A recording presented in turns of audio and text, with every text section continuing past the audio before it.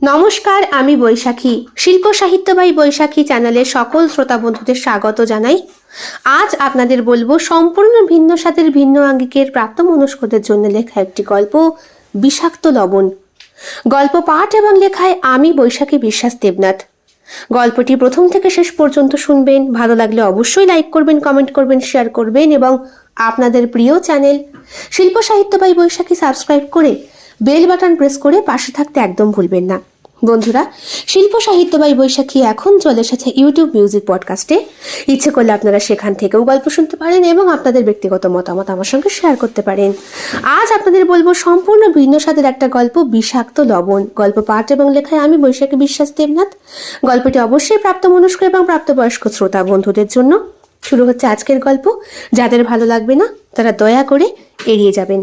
এই গল্পটি সম্পূর্ণ কাল্পনিক, শুধুমাত্র বিনোদনের উদ্দেশ্যে তৈরি। এর সাথে বাস্তব কোনো ব্যক্তি, ঘটনা বা স্থানের মিল খুঁজে পাওয়া গেলে তা সম্পূর্ণই কাকতালীয়। গল্পকে গল্পের আকারে গ্রহণ করুন, বাস্তবের সঙ্গে কোনোভাবেই এর সম্পর্ক নেই। কি ব্যাপার, আজ এত সকাল সকাল ঘুম থেকে উঠে পড়েছো? আর বলো না গো, ওরা আসছে। ওরা মানে? সুদীপ আসছে, ওই সংসার নিয়ে। বলেছে কদিন এখানে কাটিয়ে যাবে। হ্যাঁ, বলো কি? ঠিকই বলেছি। ভবানী, তাহলে এবার তো দোতলার ঘরটা ঝাড়াই পোছাই করতে হবে তো। ঝন্টুর মাকে আগেই খবর দিয়ে দিয়েছি আমি। ঝন্টুর মা এলো বলে তুমি চিন্তা করো না, আমি ঘর পরিষ্কার করে একেবারে ওই শৌচালয়টা পরিষ্কার করে ফেলবো। তুমি আছো বলে আমি নিশ্চিন্ত ভবানী। কি যে বলো, ওরা বুঝি আমার কাছের লোক না? ছোটবেলায় কোলে পিঠে করে বড় করেছি। এখন না হয় হাওড়া ডিস্ট্রিক্টে চলে গিয়েছে, ওই বরগাছিয়া থানায়। তাই বলে কি আমাদেরকে ভুলে গিয়েছে নাকি? কথা শেষ করে ভবানী দরজার দিকে ঘুরে তাকালো। গ্রামটার নাম হাঁটাল গ্রাম, বেশ খানিকটা দূরত্বে। এইখানেই সুদীপের পৈতৃক নিবাস। কর্মসূত্রে তাকে হাওড়া ডিস্ট্রিক্টে চলে যেতে হয়েছে। সেইখানেই পরিচয় হয়েছিল সুপ্রিয়ার সাথে। কোলে ছোট্ট একটা মেয়েও হয়েছে, অন্বেষা। এই গ্রামে ছোটবেলার স্মৃতি জড়িয়ে আছে সুদীপের। বাবা এখনো জীবিত।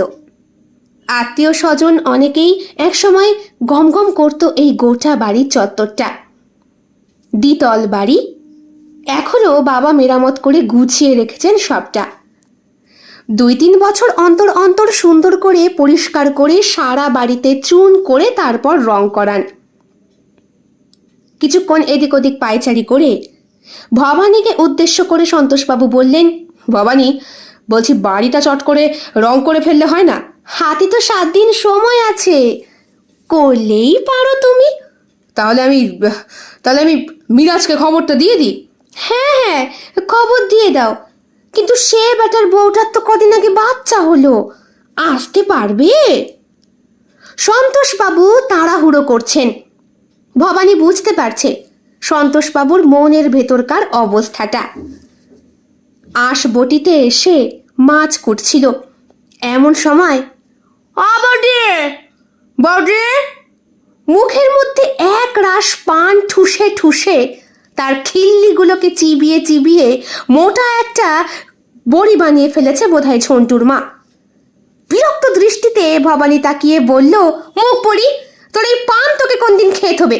সবসময় মুখ থেকে কষ বেরোয়, থুতু ফেলে আয় যা। ঝন্টুর মা বলল, আবারে বুড়ো হয়ে গিয়েছে। পাঁচিল দিয়ে ঘেরা একটা বড় বাড়ি। আম গাছ, জাম গাছ, কাঁঠাল গাছ যেমন আছে, তেমনি বাড়ি থেকে বেশ কয়েক হাত দূরত্বে একটা ছোট্ট বাঁধানো পুকুর আছে। সুদীপ ছোটবেলায় বাবার কাছে গল্প শুনেছে, ঠাকুমা নাকি পুকুর ঘাটে বসেই মাছ কুটতেন আর মাছের সমস্ত আঁশ আর এঁটো কাটা ফেলে রাখতেন। ওই কুকুর বিড়ালের বাচ্চাগুলো এসে খেত। পাঁচিল দিয়ে ঘিরে ফেলার পর আর সেটা সম্ভব হয়নি। ভবানী বটিটাকে পাশে রেখে এগিয়ে গেলেন ঝন্টুর মায়ের কাছে। বললেন, ফেলেছিস? বৌদি ফেলেছি, তাও তোর মুখেরই গন্ধ গেল না মুখ পুরি। শোন, ওপরের ঘরটা ভালো করে পরিষ্কার করবি, পরপর 3টে ঘরই ভালো করে পরিষ্কার করবি, তারপরে বাথরুমটা করবি, কিন্তু যত টাকা লাগে বাবু তোকে দিয়ে দেবে। সেটা আমি জানি বৌদি। মাথায় গামছাটা বেঁধে হাতে মুড়ো ঝাঁটাটা নিয়ে গান গাইতে গাইতে ঝন্টুর মা ওপরে উঠতে গিয়েই, আরে দেখে চলবি তো, কানা হয়ে গেছিস। সন্তোষবাবু কখন যেন ওপরে নিজের ঘরে গিয়ে বসেছিলেন, হাতে ছোট্ট মোবাইল ফোনটা আর একটা বুক নিয়ে এলেন, নোটবুক, তাতে ফোন নাম্বার লেখা। করো কি? হ্যাঁ, নিচ থেকে বলল ভবানী। কি রে, দেখে উঠতে পারিস নি? আমি কি করলাম দিদি? বাবুই তো। থাক থাক, তোর আর মুখে মুখে তর্ক করতে হবে না, যা ঘরদোরগুলো ভালো করে পরিষ্কার কর। বাবু, দাদা আসছে। হ্যাঁ, দাদা, বৌদি আর আমার নাতনি সবাই আসছে, ভালো করে পরিষ্কার কর। ঝন্টুর মা গানটা যেই পর্যন্ত গেয়েছিল, তার ঠিক পরের থেকে গাইতে গাইতে আবার কোমর দুলিয়ে দুলিয়ে হাঁটতে শুরু করলো। নিচ থেকে ভবানী বলল, তুমি আবার এখন ওই নোটবুক নিয়ে ফোন নিয়ে চললে কোথায়? ও, ফোন করে আসি, রিচার্জ করা হয়নি। বলছি, তুমি শিওর তো ওরা আসবে? আরে হ্যাঁ, আমাকেই তো ফোন করেছিল। তোমায় করেছে? আমায় করেনি। তোমায় কেন ফোন করেনি, তার কারণটা কি তোমায় বারবার ব্যাখ্যা করে বলতে হবে গো? এখনো বোধহয় আমায় ক্ষমা করতে পারেনি ও। না না, তোমার ছেলে তোমায় ক্ষমা করবে না? এই যে কি বলো! আমি বরং মাছটা কেটে ফেলি, আজ কিন্তু বেশি পদান্তর করতে পারবো না, আমি কিন্তু বলে রাখলাম। পুকুর ঘাট ভালো করে পরিষ্কার করব, তারপরে গাছগুলোকেও সুন্দর করে গোছাতে হবে। আমার নাতনি আসছে, যদি সাপ খোপ থাকে। অমন কথা বলো না ভবানী, বুকের ভেতরটা ছ্যাদ করে ওঠে। সন্তোষবাবু দালান থেকে তার ভাঙা সাইকেলটা বার করতে যাবেন, এমন সময় ভবানী বলল, থাক থাক, তোমার আর এখন সাইকেল নিয়ে বেরোতে হবে না, মিরাজকে খবর দিতে হবে তো, আমি ফোনে কথা বলে দিচ্ছি। তোমার ফোনে ব্যালেন্স আছে? খুব আছে, আমার ছেলে আমায় ব্যালেন্স ভরে দেয়। কে, সুদীপ? তা নয় তো কি, তোমার সাথে কথা না বললে কি হবে, আমার সঙ্গে তার বিস্তর গল্প হয়। দেখি, দাও দেখি। তোমার হাতে তো আষ্টে রক্ত। হো হো, দেখেছো, আনন্দের চোটে ভুলেই গিয়েছি। বাড়ির পাশে টিউবওয়েলটা আছে, তাছাড়া জলের সুব্যবস্থা আছে, ট্যাঙ্ক আছে জলের, পাইপলাইনের সমস্ত বন্দোবস্ত থাকা সত্ত্বেও মাছ কোটাটা বাইরেই হয়। মাংস থেকে শুরু করে সমস্ত আষ্টে জিনিসটা বাইরে কেটে বাইরেই সাফ করে ফেলা হয়, ঘরে তোলা হয় না। কিছুক্ষণ পর সন্তোষবাবুর কাছ থেকে সেই নোটবুকটা হাতে নিয়ে ভবানী নাম্বার ডায়াল করে বলল, হ্যালো, হ্যাঁ মিরাজ, কেমন আছিস বাবা? আচ্ছা শোন, তোকে যে একটু আসতে হবে এখন। শোন শোন শোন, আমি জানি তোর বউটার বাচ্চা হয়েছে, মেয়ে হয়েছে, সুস্থ আছে, একটু আয় না বাবা, বেশি কষ্টের কাজ নয়, কয়েকটা জিনিস তোর বাবু তোকে দিয়ে ওই বাজারে আনতে পাঠাবেন, এই যা। আর শোন, ওই গাড়িটা খারাপ হয়ে পড়ে আছে, একটু ঠিক করে নিয়ে আয়। ফোনের ওপারে থাকা ব্যক্তি বোধহয় রাজি হলো। ফোনটা রাখার সঙ্গে সঙ্গে সন্তোষবাবু বললেন, কি বললো? কি আর বলবে, ছেলে আসছে এক ছুটে, ভালোবাসি, কোলে পিঠে করে বড় করেছি, কখনো আমায় ভুলতে পারে নাকি? যা বলেছ, ওরও আমার জীবনে ভূমিকা কিছু কম নেই। মনে আছে ভবানী, যখনই অপর্ণা মরে গেল, ওর ওর বডিটার দিকে আমি তাকাতে পারছিলাম না। মিরাজি তো তখন গ্রামের লোকজনকে এক জায়গায় করে দাহ করতে সাহায্য করলো, কিন্তু সুদীপ বুঝলো না। সুদীপ আমাকে সেই থেকে, থাক না ওসব কথা এখন না বললেই কি নয়। সন্তোষবাবু নিজের ঘরের দিকে চলে গেলেন। ওইদিকে ভবানী সমস্ত এঁটো কাঁটা গুছিয়ে ভালো করে মাছ ধুয়ে বাইরের উনুনে রান্না করতে বসলো। কিছুক্ষণ পর মিরাজ এলো তার সাইকেলটা নিয়ে। কোথায় কোথায় সব? এই তো এই তো এসেছিস, আয় আয়। হাতে তখনও মশলাপাতির গন্ধ। মিরাজ বলল, ও তুমি রান্না করছো, তা এখন কি করে কাজ করবো? এদিকে আয়। ওপরে হাত উঁচু করে সন্তোষবাবু ডাকলেন। ঝন্টুর মা তখন কোমর দুলিয়ে 2 নম্বর ঘর পরিষ্কার করে মোছামুছি করছে। মিরাজ ওপরে আসতেই, দেখে ফেলতে পারিস না? মিরাজ দা, আমি কি করলাম? আমার ধাক্কা কে ফেললাম তো? ভবানী নিচের থেকে বলল, ওরে তোর চাল চলন একটু ঠিক কর দেখি। ঝন্টুর মা বললে, আমি আবার কি করলাম? সবাই শুধু আমার দোষটাই দেখে। আবার গান গাওয়া শুরু করলো। মিরাজ বলল, তুই গানের শেষ লাইনটাও ভুলিসনি বল। তা বললে কি করে হয় দাদা? কাজ করতে হয়, এই পেট চালাতে হয়, গান গেয়েই তো। এই গানের জন্যই তো বাবু আমাকে ডেকে নিয়ে আসেন, না হলে এ তল্লাতে তো কাজের লোকের অভাব নেই। ঠিক আছে, এক চর মারবো, বলল মিরাজ। ভবানী নিচের থেকে বলল, তুই ওর কথায় কান দিস না তো বাবা, যা ওই বাবুর ঘরে যা। আসবো বাবু, আয় আয় আয়। শোন, এক গাদা 500 টাকার নোট ওর হাতে দিয়ে সন্তোষবাবু বললেন, গাড়িটা চট করে ঠিক করে নিয়ে আয় বাবা। তুই ছাড়া ওই জমির দক্ষিণ দুয়ারে কে যাবে বলতো? আমার এই পায়ের জোর নেই যে সাইকেল ঠেলে যাব। তুই একটু সঙ্গে করে যা। দরকার হয় আমি ওই ভবেশকে বলে দিচ্ছি। না না না না না, ভবেশ কাকাকে বলতে হবে না, বড্ড খিটখিটে লোক। গাড়ি সারাই করতে গেলে ওই দোকানদারের মাথা খারাপ করে দেয়। আমি বরং পারবো। তোর বাচ্চাটা কেমন আছে? সে আপনাদের দোয়ায় ভালোই আছে। বউটা কদিন অসুস্থ ছিল, ওই সেলাই পেকে গিয়েছিল। তারপর তারপর আর কি, ওই হাসপাতালে ভর্তি করেছিলাম, এখন সুস্থই আছে। যাক যাক যাক যাক, শুনেও শান্তি, শুনেও শান্তি। আর তোর হাতের কাজ তো নিখুঁত। তোর প্র্যাকটিস কেমন চলছে? মিরাজ চুপ করে তাকিয়ে থাকলো সন্তোষবাবুর মুখের দিকে। সন্তোষবাবু বললেন, তোর জ্যাঠাইমাকে তুই যেভাবে স্টিচ করে দিয়েছিলি, বোঝার উপায়ই ছিল না যে। থাক না বাবু, ওসব কথা এখন, ঢোক গিলে বলল মিরাজ। হ্যাঁ হ্যাঁ, ওসব আমি কিছু আর এখন বলছি না, তুই বরং যা, কাজটা কর। নোটগুলো নিয়ে যখন মিরাজ বেরোচ্ছে, তখন ঝন্টুর মা কোমর দুলিয়ে ঢুকেছে সন্তোষবাবুর ঘর মুছতে। ওর চুরির ঝনঝন শব্দ কানে আসতেই মিরাজ বলল, এই সরতে কান থেকে, আবার তোর গায়ের সঙ্গে ধাক্কা লাগবে। গায়ে পড়া মেয়ে ছেলে কথাকার, আমাকে এমন বলবে না কিন্তু। সন্তোষবাবুর একটা চিৎকারই যথেষ্ট ঝন্টুর মায়ের খটখটানি বন্ধ করবার জন্য। মিরাজ নেমে এলো। তারপরে গ্যারেজ থেকে গাড়ি বার করতে গিয়ে দেখলো দুনিয়ার ধুলো নোংরা মাকড়সার জাল। গাড়িটা বহু পুরনো অ্যাম্বাসেডর। একসময় এই গাড়ি ছুটিয়েই সন্তোষবাবু চলতেন। সুদীপ তখন খুবই ছোট, 7-8 বছর বয়স হবে। ওর মায়ের মৃত্যু তো তখনই হলো। তারপরে সুদীপকে পাঠিয়ে দেওয়া হলো হাওড়া ওর মামার বাড়ি। ওইখানেই কর্মসূত্রে থেকে যাওয়া সুদীপের। সন্তোষবাবু পিছন পিছন নেমে এসেছেন। বললেন, মিরাজ কি ভাবছিস? কিছু কিছু না। সুদীপটাকে দেখি না আজকে কতগুলো দিন, কত বড় হয়ে গেছে। না বাবু, সে তো বড় হবেই, তোর থেকে তো ভালোই ছোট। হ্যাঁ হ্যাঁ, তুই তো বেটা বিয়ে করতে দেরি করে ফেললি। কি করবো বাবু, কাজকর্ম ছিল না। তাছাড়া ওই প্র্যাকটিস করতে ইউপিতে গিয়েছিলাম, সেইখান থেকে ফিরে এসে তারপরে তো কাজ পাবো, সে বুঝলাম। তা গাড়িটার খবর কিছু বলতে পারিস? গাড়ির দরজাটা খুললো মিরাজ। একটা বিচ্ছিরি গন্ধ বেরিয়ে এলো সেইখান থেকে। গলায় বমি চলে এলো তার। সন্তোষবাবু বললেন, আহা দেখো দেখি, ভবানী একটু জল নিয়ে এসো। ভবানী পরি কি মরি শাড়ির আঁচল সামলে ছুটে এলো। কি হয়েছে, কি হয়েছে?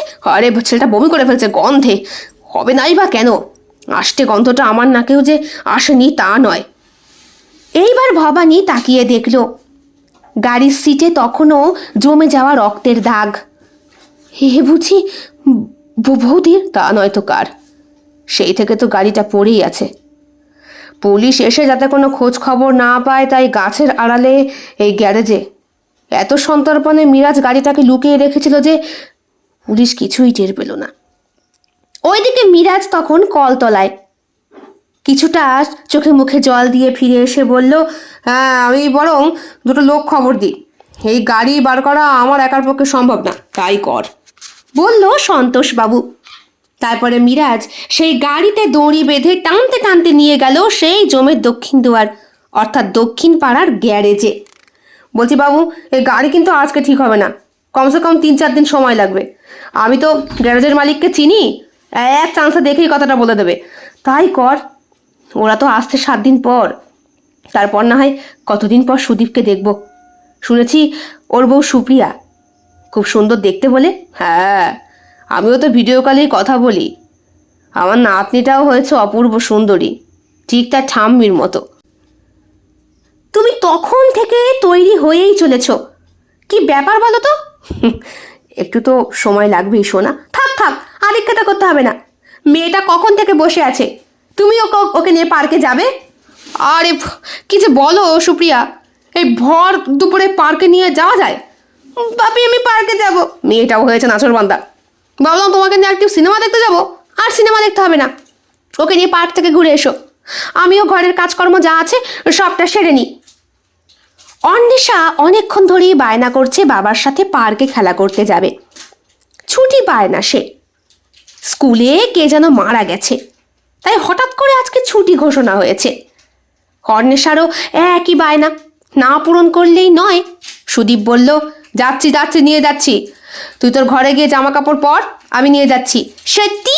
আরে বাবা সত্যি, নিয়ে যাচ্ছি। সুপ্রিয়া এতক্ষণ ঘর ঝাড় দিচ্ছিল। শাড়ির আঁচলটা প্রায় সরে এসেছে কোমর থেকে। সেই আঁচলটাকে আবার গুটিয়ে সুটিয়ে কোমরে শক্ত করে এঁটে পাশেই রাখা জলের বালতিতে চুবিয়ে রাখা সেই নেতাটা ভালো করে চিপে ঘর মুছতে যাবে এমন সময়, এ কি, তোমার ছেলে মানুষই যায় না? আচ্ছা, এইভাবে আমার কাজের মধ্যে কোমরে হাত দিয়ে দাঁড়িয়ে থাকলে কেমন লাগে? বলছি তুমিও চলো না আমার সাথে। মরণ খেয়ে আমার কাজ নেই? দিন সাতেক পরে তোমার পৈতৃক ভিটে দর্শন করতে যাব, আর এখন আমি আদিক্ষেতা করব? তোমার সাথে কথাই বলা যায় না মায়েরি। দুম করে কোনদিন চলে ফেলে যাবো তোমায় ছেড়ে, তখন বুঝতে পারবে। বালাই ষাট, আমার কথা কেন বলছো? হাতের নেতা পাশেই পড়ে থাকলো সুপ্রিয়ার। স্বামীর মুখ থেকে এইরকম কথা শুনে সে ছুটতে এসে সুদীপের ঠোঁটে হাত রেখে বলল, খবরদার এমন কথা কিন্তু বলবে না। আমি যেন শাঁকা সিঁদুর নিয়ে মরতে পারি তোমার আগে। তুমি এমন কথা কখনো বলবে না। আমায় ছুঁয়ে কথা দাও। কথা দিলাম। দূর, এরকম কথা তুমি বহুবার দিয়েছো, আর প্রত্যেকবারই তুমি এমন করে আমার সঙ্গে বদমাইশি করো। বদমাইশি করি বলেই তো তুমি হাতের কাজটা ফেলে আমার কাছে ছুটতে চলে এলে। সুদীপ সুপ্রিয়ার ঘরমাক্ত মুখে হাত বোলায়। প্যান্টের পকেট থেকে রুমালটা বার করে ওর কপালে মুছিয়ে বলে, ঘেমে গেছো। সারাদিন কাজ করতে করতে কিরকম যেন বিধ্বস্ত লাগছে তোমাকে। কিচ্ছু বিধ্বস্ত লাগছে না, আমি এখানে আমার ফ্যামিলি নিয়ে খুব ভালো আছি। তাছাড়া যাচ্ছি তো কদিন পরে আমার শ্বশুরের ভিটে দেখতে। তোমার খুব আনন্দ হচ্ছে বলো? আনন্দ হবে না, কিন্তু আমার যে ওখানে যেতে ইচ্ছে করে না সুপ্রিয়া। কেন কেন এমন কথা বলছো? সুপ্রিয়ার বড় বড় চুল খুলে গিয়েছে। সুদীপ বলল, তোমার চুলটা বেঁধে দিই। থাক, তুমি মেয়েকে নিয়ে এখন বেরোবে? না না, এসো। বরাবরই সুদীপ সুপ্রিয়ার চুল বাঁধতে খুব ভালোবাসে। ওর কোমর ছাপানো চুল। প্রথম সুপ্রিয়ার সঙ্গে যখন আলাপ হলো কলেজে, ওর চুল দেখেই পছন্দ হয়েছিল সুদীপের। মেয়ে হবার পরপর প্রচুর চুল ঝরে যাচ্ছিল মাথার সুপ্রিয়ার। ডাক্তার দেখিয়ে ওষুধ খাইয়ে আবার তা ঠিক করেছে। সুপ্রিয়া প্রায় দিনই বলে, তুমি তো আমায় ভালোবাসো না, আমার মাথার চুলগুলোর প্রতি তোমার প্রেম বেশি। তা তো হবেই, তোমার এই চুলগুলো দেখলে যে আমার মায়ের কথা মনে পড়ে গো। আমার মায়ের মাথায় অনেক বড় চুল ছিল, আর অস্পষ্ট অস্পষ্ট মনে পড়ে।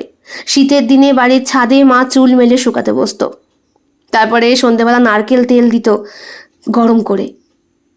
সেই তেলের কি সুন্দর গন্ধ ছিল সুপ্রিয়া। মোটা বেনুনি হতো মায়ের। মাকে দেখতাম বাবার এনে দেওয়া ছাপার ফিতে দিয়ে চুল বাঁধত, বড় করে সিঁদুরের টিপ পড়তো, কি মিষ্টি লাগতো। আমার মা বিস্তর কালো মানুষ ছিলেন জানো তো, কিন্তু তার চোখ দুটো ছিল টানা টানা। আমার বাবা নাকি সেই কালো রূপেই মোহিত হয়ে গিয়েছিলেন। তোমার বাবার উপরে রাগ কেন গো? সুপ্রিয়া বলল। সুদীপ তখন সুপ্রিয়ার মাথার চুলটাকে শক্ত করে খোপা করে দিয়েছে। রুমাল দিয়ে ওর ঘরমাক্ত মুখটা মুখে বলেছে, একটুখানি বসো প্লিজ আমার পাশে। এমন সময় অন্বেষা বলল, বাবা স্কার্টের বোতাম আটকাতে পারছি না। দুইজনে মিলেই হেসে কুটোকুটি। সুদীপ বলল, দেখেছ, একটু যে নিভৃতে দুইজনে সময় কাটাবো তার কোনো জো নেই। ঠিক কাঠি করার লোক চলে এসেছে। তোমার মা এসেছেন তো? তাহলে মায়ের কাছে ছেলেরা সবসময় নিজের কাছেরই হয়, বৌমা হয়ে গেলে পর হয়ে যায় না। তুমি নিজের মেয়েকে হিংসে করছো? হিংসে কেন করব? এই যেমন একটু ভাব ভালোবাসার কথা হলো, তোমার মেয়ে কাঠি করতে চলে এসেছে, এবার ঠেলা বোঝো। উঠে গেল সুপ্রিয়া। তারপরে নেতা দিয়ে ঘর পরিষ্কার করতে করতে বলল, বাপ বেটিতে মিলে ঘুরে এসো, তাই বলে এখন এই দুপুরের বাজারে কিন্তু মাংস কিনে ঘরে এসো না, আমি কিন্তু রান্না করতে পারবো না, আগেই বলে রাখলাম। অন্বেষা আর সুদীপ একে অপরের মুখের দিকে তাকিয়ে পিক করে হাসে। ওদিকে সুপ্রিয়া তো আপন মনে ঘর মুছছে। অন্বেষা বাবার হাতে চিমটি কেটে বোঝালো তার সত্যি সত্যিই মাংস খেতে ইচ্ছে করেছে। বাইকে করে যখন দুইজনে বেরোচ্ছে তখন অন্বেষা বাবাকে জড়িয়ে বলল, বাবা দেশি মুরগি। আরে হ্যাঁ, কিন্তু রান্না করতে সাহায্য করতে হবে কিন্তু মা। মেয়ে, তুমি সাহায্য না করলে কিন্তু তোমার মা আজকে। জানি তো বাবা, আমি করব, আমি পেঁয়াজ রসুন ছাড়িয়ে দেব। এই তো, এই তোরা কি বলতেছিস ফিসফিস করে? দূর থেকে দাঁড়িয়ে সুপ্রিয়া জিজ্ঞাসা করে। ব্যালকনিতে তখন দাঁড়িয়ে সে, কিচ্ছু না, ও বলছে ওর জন্য আজকে গরম রসগোল্লা নিয়ে আসতে হবে। হো, তাই বলো? তুমি সবকিছু গোছগাছ করে রাখো, আর তো মাত্র কটা দিন হাতে, এরপর তো আমরা বেরিয়ে যাব। হ্যাঁ হ্যাঁ, তুমি চিন্তা করো না, আমি সবকিছু গোছগাছ করেই রাখছি। ওরা বেরিয়ে যেতেই সুপ্রিয়া ঘরে এলো, এসে সবটা আবার গোছানো শুরু করলো। সুদীপ ওকে খুব ভালোবাসে সেই কলেজ লাইফ থেকে। মায়ের মৃত্যুর খবরটা সুদীপ কিছুতেই ভুলতে পারে না, এখনো ভুলতে পারে না। মাঝে মধ্যে ঘুমের মাঝে আঁতকে ওঠে সুদীপ, তখন সুপ্রিয়া ওকে শান্ত করে। ভবানী, ভবানী, এক কাপ চা। এই তো আসি। সন্ধে হয়ে এসেছে ওইদিকে। ভবানী চা হাতে হাজির। কি ব্যাপার, আর কথা হলো আমার ছেলের সাথে? না না, এখন আর কোনো কথা হয়নি, কথা যখন দিয়েছে তখন ঠিকই আসবে। দুপুরের মাছ টাছ আছে নাকি? না না, দুপুরের মাছ টাছ কিচ্ছু নেই, আশ খাবার খেয়ে বাইরেই ফেলে দিয়েছি। ঘরে কেউ রাখে নাকি? তারপরে যখন জানি যে ওই আঁশবটি। ভবানী চুপ করে তাকালো কথাটা বলে সন্তোষবাবুর দিকে। মিরাজ এই সময় ফোন করে, জানায় ওরা গাড়ি কালকেই দিয়ে দেবে বাবু, ঠিক হয়ে গিয়েছে, বেশি খরচ পড়েনি, ওই 3,000 টাকা মতো, বাকি টাকা আমি রেখে দিয়েছি। আচ্ছা, ওই টাকা তুই বকশিস হিসাবে রাখ। মেয়ে হয়েছে না, তা মেয়ের মুখ দেখা তো আমার হয়নি, তা মেয়ের মুখ দেখে আমার নামে কিছু একটা কিনে দিস। তা হয় না বাবু, আপনি নিজে এসে কিনে দিয়ে যাবেন, তবে না আমার মেয়ের আশীর্বাদ লাভ হবে। আচ্ছা, এই ছেলেটা একেবারে আমার সুদীপের মতো, তাই না ভবানী? হ্যাঁ, তা তো হবেই, ওর 14 গোষ্ঠীর সবাই তো এই ভিটেতেই বড় হলো। তাছাড়া আমি শুনেছিলাম ওই বড় বাবার মুখে, ওনারা নাকি বন্ধু ছিলেন একে অপরের সাথে, একই থালায় খেতেন, আবার একই সঙ্গে নাইতেও যেতেন। সেই সব সম্পর্ক এখন কি হয়ে গেল? নিজের কথা নিজে বলেই সন্তোষবাবু আবার বললেন, আমার ছেলেই যখন আমাকে। থাক না বাবু, এসব কথা কি না বললেই নয়? আচ্ছা ঠিক আছে, বললাম না। ঝন্টুর মার খবর কি? সে ঘর পরিষ্কার করে দিয়ে চলে গিয়েছে, বাথরুম পরিষ্কার করেনি, কালকে এসে করবে বলেছে, কিন্তু আমাদের হাতে সময় নেই। এমন সময় ভবানীর ফোনটা বেজে ওঠে। ভবানী বলল, রাতের খাবারে কি রান্না করবো? ওই তোমার যা ইচ্ছে করো, রুটি কিন্তু খেতে হবে, সুগারের মানুষ। তাহলে আর জিজ্ঞাসা করার কি দরকার? ভবানীর হাসি পেল। নিজের ঘরে গিয়ে ফোন রিসিভ করলো ভবানী। হ্যালো। হ্যাঁ মাসি। কে? সুদীপ? হ্যাঁ, বলছি আমরা আগামীকালই যাচ্ছি। হ্যাঁ, কি বললি? হ্যাঁ মাসি, মেয়ের স্কুল ছুটি পড়েছে বেশ কদিন, কে মারা গেছে, আজকেও ছুটি ছিল। ওই স্কুল থেকে যখন ফিরছি তখন সুপ্রিয়ার মোবাইলে SMS-টা আসে, স্কুল থেকে করেছে, বেশ কয়েকদিন ছুটি থাকবে, বেসরকারি স্কুল, তাই ভাবলাম ঘুরেই আসি এই ফাঁকে। কিন্তু তোদের তো 7 দিন পর আসার কথা ছিল। কেন মাসি, কোনো অসুবিধে? সন্তোষবাবু কখন যেন ভবানীর পাশেই এসে দাঁড়িয়েছেন, বললেন, ওরা কালকে আসছে? হ্যাঁ ওরা। এই তোর বাবার সাথে কথা বলবি? সুদীপ কিছুক্ষণ চুপ করে থাকলো। ভবানী বলল, এই যে কথা বল। সন্তোষবাবু বারবার ঢোক গিলছেন, শব্দ বেরোচ্ছে না কণ্ঠ থেকে। আজ কত বছর পর ছেলে আসছে, বৌমাকে নিয়ে, নাতনিকে নিয়ে। অনেক কষ্টে নিজেকে সামলে বললেন, হ্যালো বাবা। ডাকটা শুনতেই সন্তোষবাবুর চোখ ফেটে জল বেরিয়ে এলো, কিন্তু তবুও কেমন আছিস তোরা? ভালো আছি বাবা, তুমি কেমন আছো? এই নাও এই নাও, তোমার তোমার বৌমা কথা বলবে। বাবা ভালো আছেন? আবার চোখে জল এলো। মনে পড়ল অপর্ণার রেখে যাওয়া গয়নার বাক্সটার কথা। অপর্ণা বড় বড় চুলে কাঁটা গুঁজত। কি জানি বৌমার চুল আমার বড় কিনা। এখনকার মেয়েরা তো বেশি বড় চুলে স্বাচ্ছন্দ্য বোধ করে না। আঁচড়ানোর সময় নেই, যত্নের সময় নেই। ওদিকে অপর্ণা বড় বড় চুলগুলোকে কিভাবে সামাল দিত। বড় একটা বেনুনি করত, তাতে আবার মাঝে মধ্যে জুঁই ফুল গুঁজত। পুজোর সময় ঠাকুর দালানে যখন ওর বড় বেনুনি থেকে জুঁই ফুলের সুবাস ভেসে আসতো, তার মাঝে মাঝে লুকিয়ে থাকতো রূপোর কাঁটাগুলো। একটা সোনার কাঁটা ছিল, যেটা সন্তোষবাবুর মা দিয়েছিলেন অপর্ণার বড় বড় চুল আর টানা টানা চোখ দুটো দেখে। কালো মেয়েটি, কিন্তু রূপের ছটায় আর গুণের ছটায় আলোকিত হয়ে থাকতো চারিদিকটা।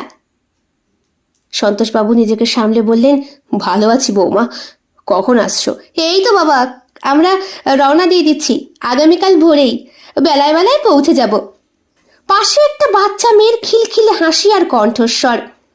সে বলছে, আমার এই খেলনা নিয়ে যেতে হবে, মলু মুলিকে নিতে হবে কিন্তু। সন্তোষবাবুর বিস্তর হাসি পেল।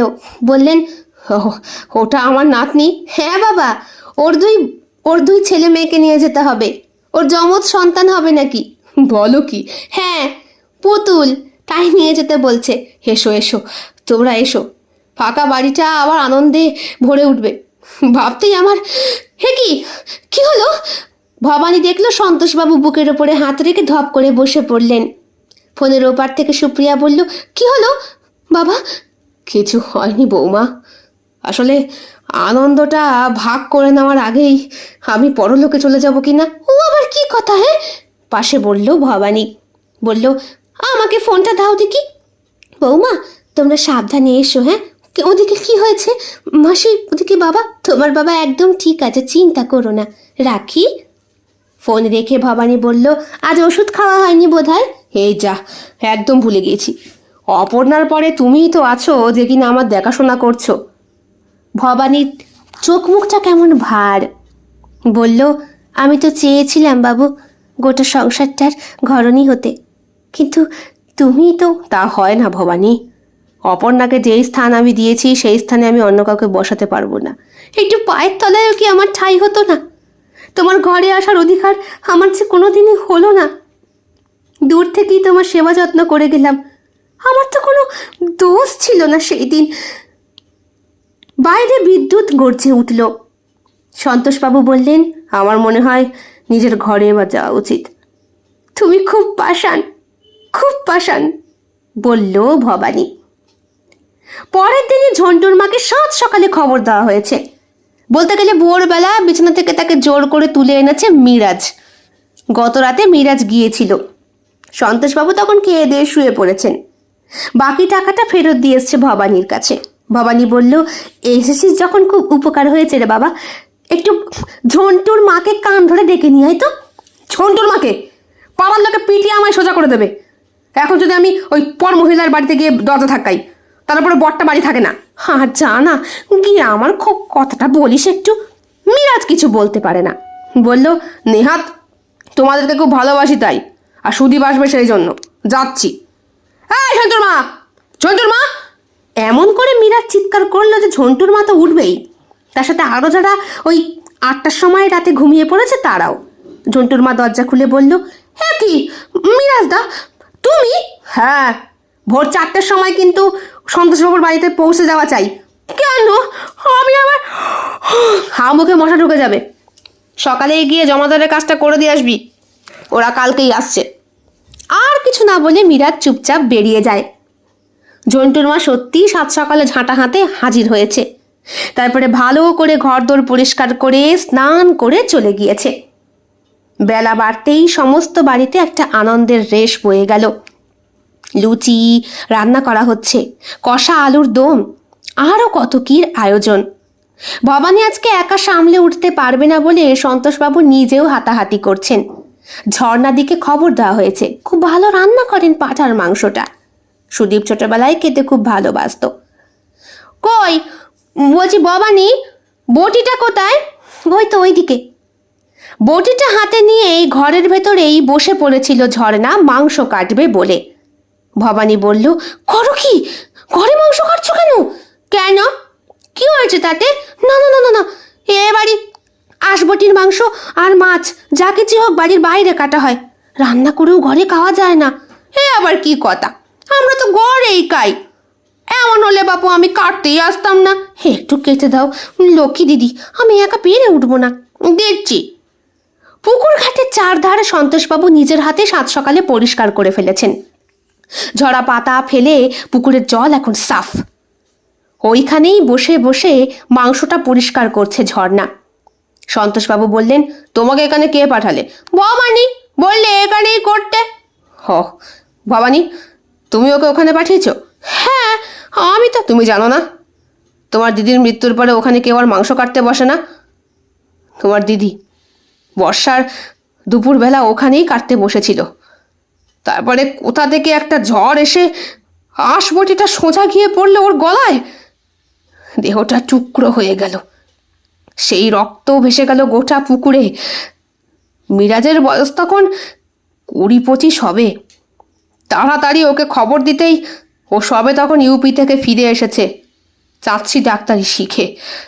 ওকে কোনো রকমের সেলাই মেলাই করে বডি ভাগ্যিস দাহ করতে পেরেছিলাম, কিন্তু ছেলেটার কাছে কোনোদিন আর ক্ষমা পেলাম না।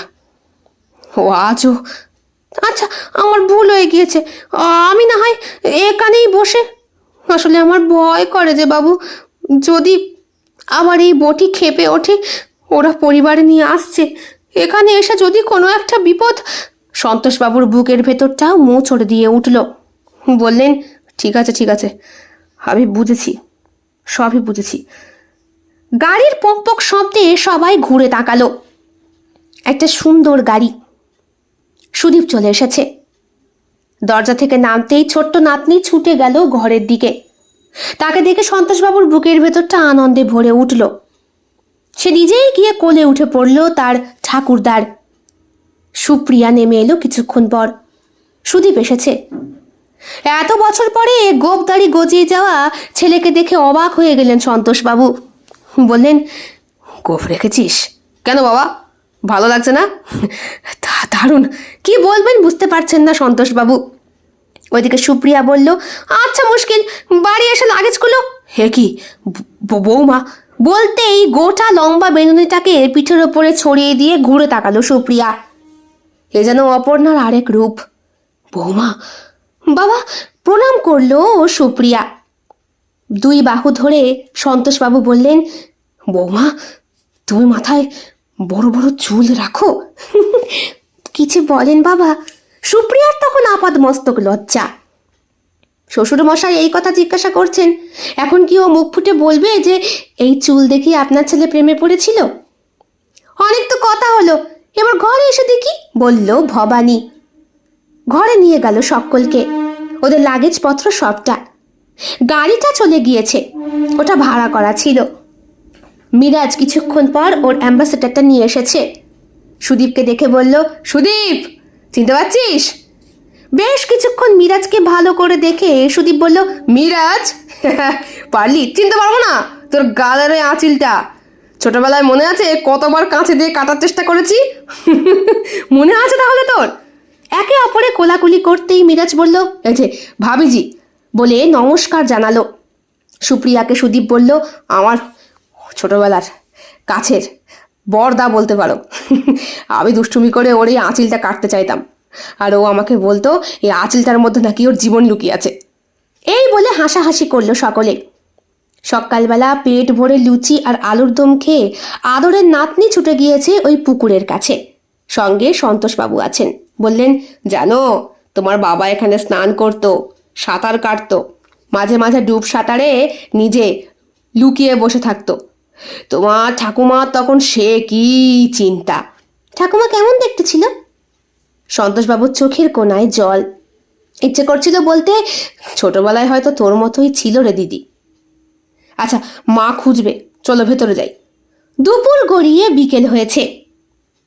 বাড়িতে বেশ সাজো সাজো রব। সন্তোষবাবুর ছেলের সাথে কথা শেষ হয় না, আর সুপ্রিয়া ভবানীর সাথে গল্প করেই চলেছে। অপর্ণা খেলা করছে তার মলুমুলিকে নিয়ে, প্রত্যেকটা ঘর ঘুরিয়ে ঘুরিয়ে দেখাচ্ছে আর বলছে, দেখেছিস কত বড় বাড়ি, চোখে দেখেছিস কোনোদিন? দেখ, ফ্ল্যাটে মানুষ মেয়েটা, এখানে বড় বাড়িতে এসে তারও খেলার জায়গা হয়েছে বিস্তর বড়, গোটা বারান্দা ঢাকা গ্রিল দিয়ে, বিরাট বড় জায়গা, সেখানেই ছুটতে খেলে বেড়াচ্ছে সে। মাঝে মাঝে ঝন্টু এসে খেলা করছে। ঝন্টুর মা খবর দিয়েছে ওই বাড়িতে একটা ছোট বাচ্চা এসেছে, জাগিয়ে খেলা কর ঘরে বসে না থেকে। রাতের দিকে সুপ্রিয়া ভবানীকে বলল, মাসি, দুপুরে তো ওসব খেয়েছি, রাতে আর ভারী কিছু খেতে ইচ্ছে করছে না, কিন্তু তোমার ছেলে বলছিল একটু ডিমের ঝোল খাবে, করব? রাত্রেবেলা আঁশ রান্না করবে? কেন মাসি, কোনো অসুবিধা আছে নাকি? না না, অসুবিধা থাকবে কেন বৌমা, মানে আমি তাহলে রান্নাটা করি। সুপ্রিয়া রান্না করবে শুনে ভবানীর একটু ভালো লাগলেও ভয়ও হচ্ছিল। বলল, তুমি তুমি রান্না করবে? পিছন থেকে বলল সন্তোষবাবু। ভবানী বলল, করুক না, ওর যখন ইচ্ছে হয়েছে। আচ্ছা, ঠিক আছে। সুপ্রিয়া তো কিছু জানে না, সে আঁশ বটিটাকে বগল দাবা করে ঘরের দালানের মাঝখানেই বসে পড়ল। তারপরে সেখানে একের পর এক পেঁয়াজ রসুন কুচি করলো। শহর থেকে সাথে করে সে কতগুলো হাঁসের ডিম নিয়ে এসেছিল। বাইরের উনুনে রান্না না করে ঘরের গ্যাসের উনুনেই সেই ডিমটা সিদ্ধ করতে বসালো সুপ্রিয়া। আকাশে মেঘ ছিল না, পরিষ্কার। হঠাৎ করে কিভাবে যেন আকাশ গাঢ় কালো করে মেঘ ঘনিয়ে এলো। ঝোড়ো বাতাসের দমকায় ধূপ করে লোডশেডিং হয়ে যেতেই সুপ্রিয়া বলল, অন্বেষা, অন্বেষা। অন্বেষা বারান্দায় খেলা করছিল। ওপরের ঘর থেকে সাড়া দিয়ে বলল, আমি বাবার কাছে আছি। সুদীপ বলল, চিন্তা করো না, আমি নামছি। হাতে মোমবাতি জ্বালিয়ে সুদীপ নেমে এলো নিচে। সন্তোষবাবু এতক্ষণ নাতনির সাথে খেলা করে বেশ টায়ার্ড হয়ে পড়েছেন। অন্যদিকে ভবানী পায়ের তলায় ভ্যাসলিন লাগিয়ে ঘুমিয়ে পড়েছে কখন যেন। তার আবার পা ফাটা রোগ আছে। বাইরে সারাদিন রান্না করে ঘরে ঢুকতে ঢুকতে তার বিকেল হয়ে যায়। কিন্তু আজকে বৌমার সাথে ঘরেই খাওয়া দাওয়া হয়েছে আঁশ কিছু।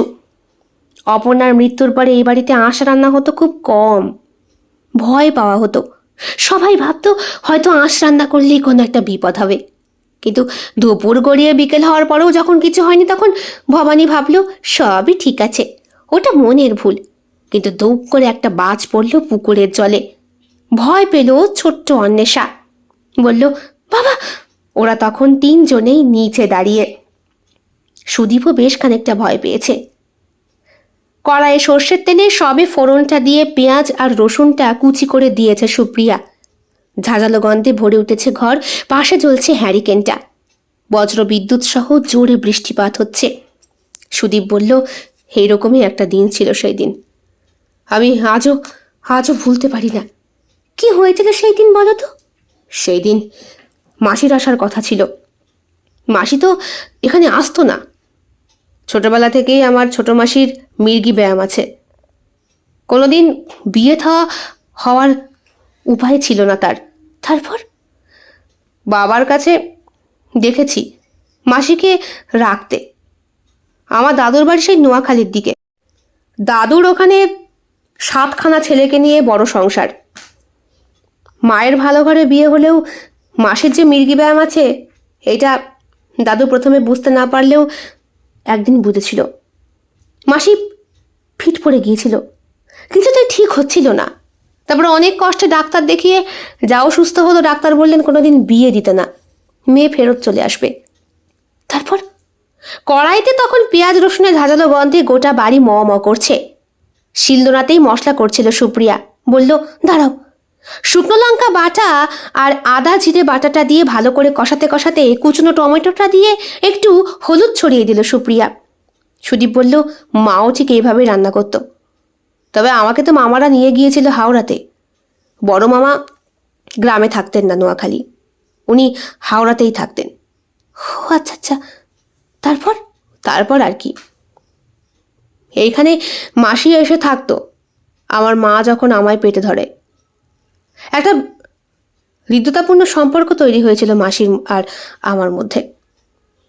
সেই দিনই সন্ধ্যেবেলা নোয়াখালী থেকে খবর এলো দাদু নাকি ভীষণ অসুস্থ, তাই মাসিকে যেতেই হবে। মাসির মন মানলো না, মাসি সাইকেল নিয়ে। তোমার মাসি সাইকেল চালাতে পারেন বুঝি?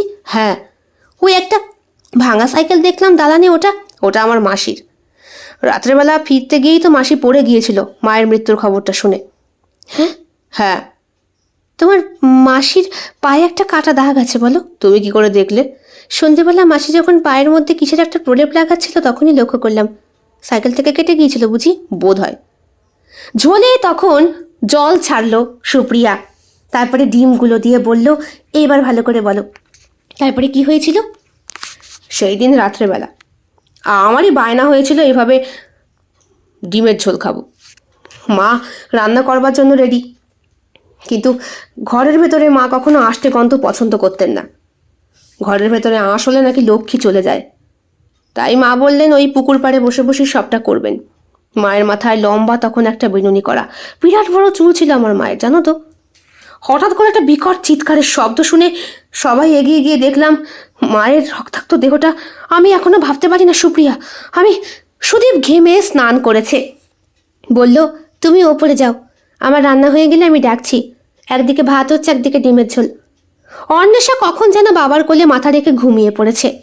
সারাদিন প্রচুর খেলাধুলো করেছে তো মেয়েটা, শরীরটা টায়ার্ড। আমি ওপরে যাব, তুমি ওপরে যাও। আর শোনো, এইসবের জন্য তোমার বাবাকে কিন্তু আর মনে দোষারোপ করো না। হয়তো উনি তোমায় খুব ভালোবাসেন, তোমাকে ছাড়া ওনার কষ্ট হয়, মানুষটার বয়স হয়েছে। তাছাড়া এখান থেকে তোমার অফিসের দূরত্ব খুব একটা বেশি নয়। মানে তুমি? আমি এখানেই থাকি না। আর এটাই তো অন্বেষার প্রকৃত বাড়ি। আমরা যেখানে থাকি সেটা কি আর বাড়ি বলো? ওই এক চিলতে ছোট্ট একটা ফ্ল্যাটে অসুবিধে হয় না? মেয়ে বড় হচ্ছে, তোমার আমারও তো কিছু প্রাইভেট সময় কাটানো দরকার। সেটা ঠিক বলেছ। ঠিক আছে, তোমার মাসি থাকুক। এত বছর যখন আশ্রিতা হয়ে রয়েছেন তখন কেমন একটা ক্যাচ করে শব্দ হলো তখন। সুদীপ বলল, আচ্ছা আমি মেয়েকে শুয়ে রেখে আসছি, বুঝলে, যাও। সুপ্রিয়া বসে বসে তখন রান্না করছে। ভাতের থেকে গন্ধ বেরোচ্ছে, ধোঁয়া ওঠা, একটা ফ্যান ফ্যান গন্ধ। ভাতটা হয়ে এসেছে প্রায়। হাঁড়ি উপর করতেই সুপ্রিয়া অনুভব করলো কেউ একটা এসে দাঁড়িয়েছে ওর পিছন দিকে। শিলনোড়ায় তখন বসে সে গরম মশলা বাটছে, দারচিনি, লবঙ্গ আর এলাচটা। সামান্য একটু জল দিয়ে পেশাই করতেই দেখলো ভাত হয়ে গিয়েছে। ভাতটা নামিয়ে ওই শিলনোড়ায় হাত দেবে এমন সময় অনুভব করলো সুপ্রিয়া কেউ ওর চুলের মুঠি ধরে টান দিয়েছে। কে? পিছন ঘুরে তাকিয়ে দেখলো সুপ্রিয়া একটা অবয়ব, হাতে ওই হাঁসবটিটা। কিছুক্ষণ আগে যেটা সামনে ছিল এবং সুপ্রিয়া পেঁয়াজ রসুন কুচোচ্ছিল। কে?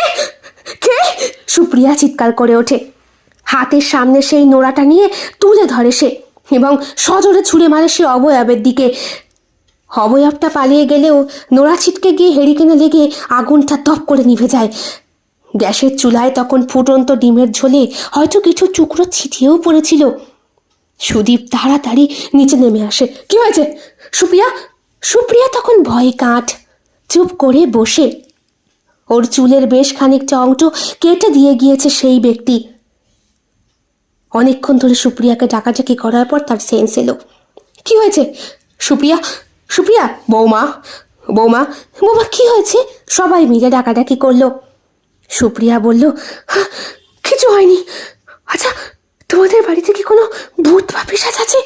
ভবানী বলল, ভূত পিশাচ বলতে পারবো না বৌমা, তবে আমার দিদির মুখে শুনেছি এই বাড়িতে নাকি আঁশ খেতে নেই। এক সময় এনারা নিরামিষ ভোজী ছিলেন। হাঁস খাবার পরে নাকি তেনাদের আত্মারা খুব রাগ করে। তাই তো দিদি ওই পুকুরতলায় বসে সেই দিন ধোঁয়া কাটা করছিল।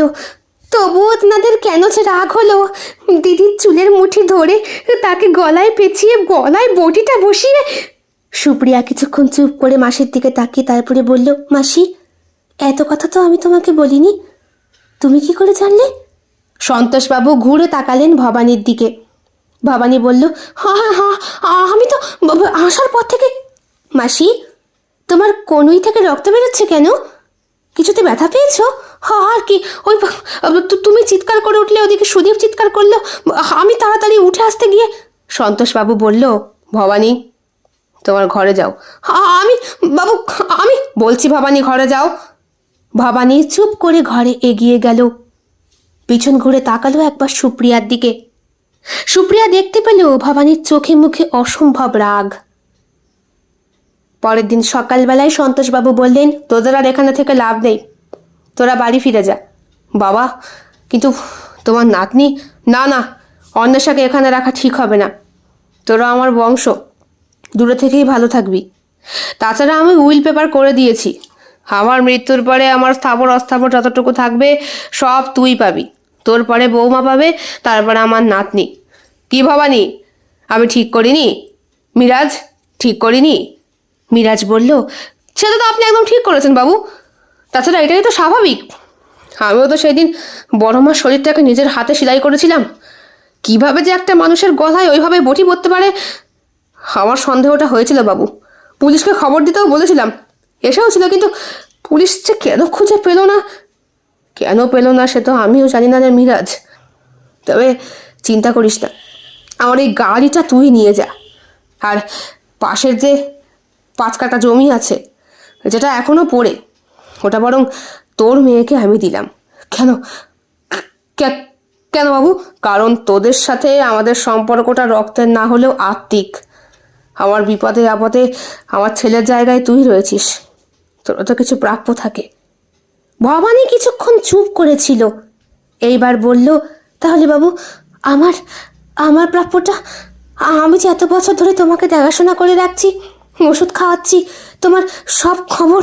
যেমন তুমি আমায় দেখাশোনা করে আমার খোঁজ খবর রাখছো ভবানী, তেমন তোমার যুবতী বয়স থেকে, যেই বয়স থেকে তোমার মির্গি রোগ চরমে উঠল, তোমার দিদি তোমাকেও দেখাশোনা করেছে। তোমাকে খাইয়ে পরিয়ে বাঁচিয়ে রেখেছে জিওল মাছের মতো। তোমাকে বিয়ে দেওয়ার চেষ্টা করেও যখন বিয়ে হয়নি, তখন তোমার দিদি তোমায় খোঁটা দেয়নি। তুমিও কি চাও তোমাকে সম্পত্তি দিয়ে আমি ওদের চোখে ছোট করে দিই? নাকি তোমারও যখন বয়স হবে তখন আমার বৌমা, আমার ছেলে তোমার মুখে 2টো ভাত তুলে দিয়ে তোমাকে বাঁচিয়ে রাখবে? ভবানীর চোখে তখন আগুন জ্বলছে, অনেক কিছু বলতে ইচ্ছে করছে কিন্তু পারছে না। সন্তোষবাবু বললেন, সুদীপ, তোরা তৈরি হয়ে বেরিয়ে যাও বাবা, আর দেরি করিস না। আমি আর থাকবো না ঠাকুরদা। না শোনা, তুমি পরে এসো আবার, কেমন? প্রয়োজনে আমি তোমার কাছে যাব। সত্যি? প্রমিস? মলে মলে কিছু কথা দাও। কথাটা বলল সে। অন্বেষার আবদার ফেলতে পারলেন না তিনি, বললেন, কথা দিলাম তোমার এই ছোট্ট পুতুল না, ওরা আমার ছেলে মেয়ে। আচ্ছা আচ্ছা আচ্ছা, ওদেরকে ছুঁয়েই কথা দিলাম, ঠিক যাব। সুদীপ বলল, বাবা, এত বছর তোমায় ভুল বুঝেছি, পারলে আমায়। সন্তান বাবা মার কাছে ক্ষমা চাইবে কেন রে? সে তো সন্তান, তোকে তো আমি ক্ষমা করে দিয়েছি, তোর সঙ্গে তো আমার রক্তের সম্পর্ক। ভবানী বলল, আর আমার সাথে আপনার কিসের সম্পর্ক? আশ্রয়, ভাতের জোগাড়, কাপড়, সব কিছু। এরপরেও তুমি আমার কাছে আর কিছু আশা করো না ভবানী। ভবানীর চোখে ঝলসে ওঠা সেই আগুনের লেলিহান শিখায় সন্তোষবাবু দেখেছিল সুদীপের সংসারটা পুড়ে ছাড়খাড় হয়ে যাবে। গাড়ি চালিয়ে সুদীপ যখন বেরিয়ে যাচ্ছে, তখনও সন্তোষবাবু তাকিয়ে রয়েছেন ওদের গাড়ির দিকে। ভবানী রাগে ফুঁসছে। মিরাজও চলে গিয়েছে গাড়িটা নিয়ে। সন্তোষবাবু বললেন, কেন কেন মারলে সেদিন অপর্ণাকে? আর সেসব কথা কেনই বা বলতে গেলে? আমি তো জানতাম তুমি তোমার দিদির সুখ সহ্য করতে পারো না। যবে থেকে তুমি আমার সংসারে উঠে এসেছিলে, তোমার দিদি আতুরে থাকতো তুমি আমার কাছে আসতে চাইতে। এরপরেও কেন কেন কেন ভবানী, কেন? ভবানী চুপ করে তাকায়। সন্তোষের কাছে এগিয়ে এসে বলে, তুমি বোঝো না বাবু, কেন? আমারও যে আর কেউ নেই। নাও, তোমার এই ওষুধটা খাওয়ার সময় হয়ে গিয়েছে। ওষুধ? এটা কিসের ওষুধ? এই সময় তো আমি ওষুধ খাই না। খেতে হবে, এটা ঘুমের ওষুধ। তুমি হাফ খাও, আমি হাফ খাই, তারপরে দুইজনে ঘুমের জগতে। তুমি চাও না, আমার দিদির সঙ্গে তোমার আবার মিলন হোক, সখী দেখা হোক? বাবু, চাও না? ও বাবু, তুমি চাও না? আমার ভাতের ঋণ রয়েছে তোমার। নুন খেয়ে তোমার নেমুখার আমি কি করে করি? আমি চলে গেলে তোমার কি হবে? হ্যাঁ হ্যাঁ সন্তোষবাবু তাকিয়ে রইলেন ভবানীর চোখের দিকে। কি একটা যেন আকর্ষণ রয়েছে তার মধ্যে। হাতে নিয়ে বড়িগুলো বললেন, দাও, খাইয়ে দাও। জামাইবাবু, ছবিগুলো এখনো আমার কাছে আছে, কিন্তু আমি পুকুর ঘাটে স্নান করতাম আর তুমি লুকিয়ে লুকিয়ে আমার ছবি তুলতে। দেখাবো নাকি সবাইকে? হ্যাঁ, দেখাবো নাকি? হ্যাঁ, শুধু কি তাই, মনে আছে আমার সেদিন খুব ব্যথা উঠেছিল মির্কির। তুমি আমার কোথায় কোথায় যে হাত দিয়েছিলে। থাক ভবানী, এসব কথা বলার আগে তুই আমাকে ওটা খাইয়েই দাও। তাই ভালো, তাই ভালো। নুন খেয়ে নেমো খারাপ আমি তো করতে পারবো না আমি। তার থেকে চলো দুইজনেই দিদির কাছে চলে যাই। পর জন্মে কিন্তু দিদি আমার সতী নবে, আমি বলে রাখলুম, বলে রাখলুম।